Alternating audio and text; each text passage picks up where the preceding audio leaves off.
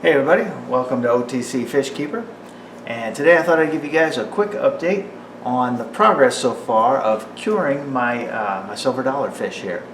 I've been working on trying to figure out what was causing the problem of their fins and their tails getting eaten up, and I more or less worked that out. I know that they were doing it to each other and some other fish in the tank, probably the tetras were also doing it.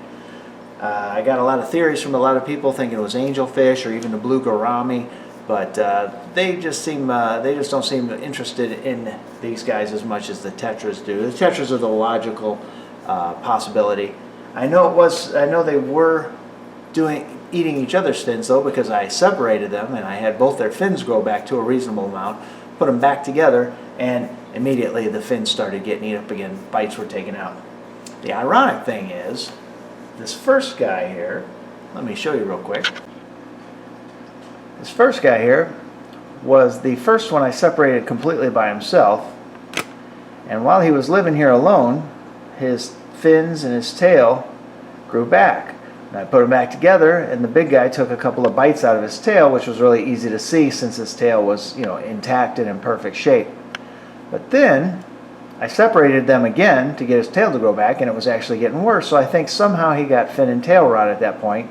So now I've treated the tank for fin and tail rot, and I think his tail is starting to grow back. If you take a look on the edge there, you can see that black line right on the outside edge. And every time his tail starts to get better, there's a black line that seems to form first, and then it grows out. So hopefully he's getting his tail back. Now as far as the big one, when I put the big one in there with him, separated him, his tail didn't get any better, so I separated him in the tank by himself, and now his tail has grown back very nicely.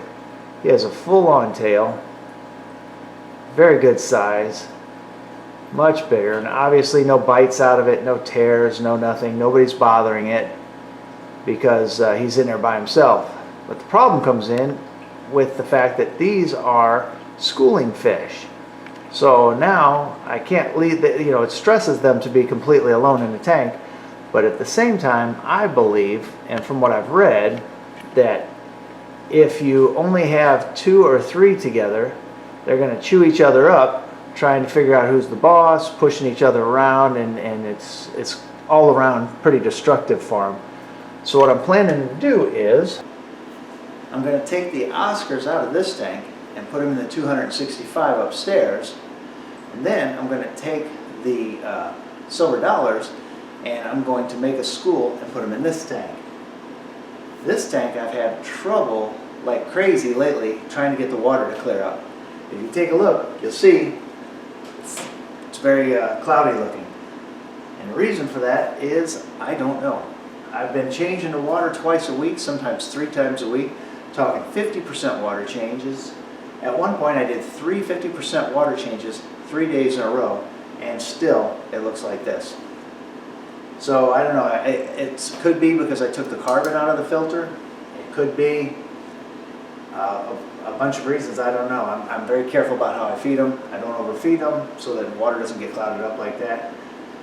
Whatever it is, I guess it won't matter once they're gone because they're going up to the big tank upstairs, and they're very healthy and happy, so it's not hurting them.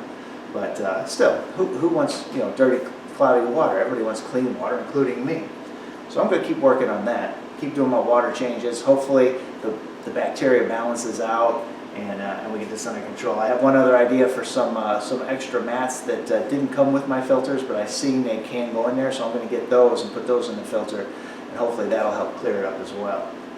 Certainly remove more of the biological debris, but and it's a little cloudy right now because I just shut it off, and I forgot to turn off the filter, so whenever I restarted the filter, everything in there got shook up and it came out in the water. It'll clear that up by tomorrow morning. But I'm going to make a school of the silver dollars, and I've read where 1 or 2 or 3 together don't do so well, and you need at least a school of 5. So I'm going to try to go ahead and get 5 more. For some reason I like schools of 7. Don't know why, it's just a personal preference. I've got 7 of the white skirt tetras, and they're doing really well. They don't bother the angelfish. The angelfish don't bother them. So I've got them all together. I'm happy with that. But I'm also going to make a school of tinfoil barbs. I've always wanted tinfoil barbs, and I always thought they were cool fish. And if they get along great with the silver dollars, that's great. And if not, that's okay, because I got the electric hooked up down here now. I can put another tank right here, and I'll just make 2 tanks of 2 big schooling fish, because the silver dollars, they can get to be about 7 or 8 inches, but the tinfoil barbs, they can get to be up to a foot or even 14 inches, which of course is always my goal, to get the biggest possible size out of them, you know. So that's where we're at right now with the silver dollars. See how that works out. I have one other mystery fish I want to go in that tank as well. I'll tell you guys about that one later. See how that works out. But until next time, hit that subscribe button. Don't forget to keep watching. Watch any old videos if you want to see how the silver dollars have gone up to this point. And I will see you guys next time. Have fun.